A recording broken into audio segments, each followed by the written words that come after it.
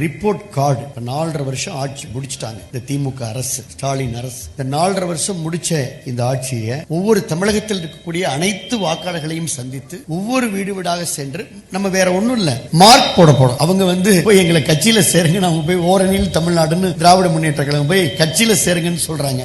OTP அரசாக செயல்படுது. ஆனா அதிமுக சார்பில் பொதுச் செயலாளர் எடப்பாடி அவர்கள் அன்பான பாசமான ஒரு 4 வார்த்தைகள் எழுதி உங்களுடைய இல்லம் தோறும் இந்த ஆட்சிக்கு நீங்க 10க்கு எத்தனை மார்க் போடுவீங்க அப்படின்னு மட்டும் பொதுச் செயலாளர் கேட்கிறாங்க. அத கழக பொதுச் செயலாளர் சட்டமன்ற எதிர்க்கட்சி தலைவர் அண்ணன் எடப்பாடி அவர்கள் இந்த புதுக்கோட்டை மண்ணிலே வெளியிடுகிறார்கள்.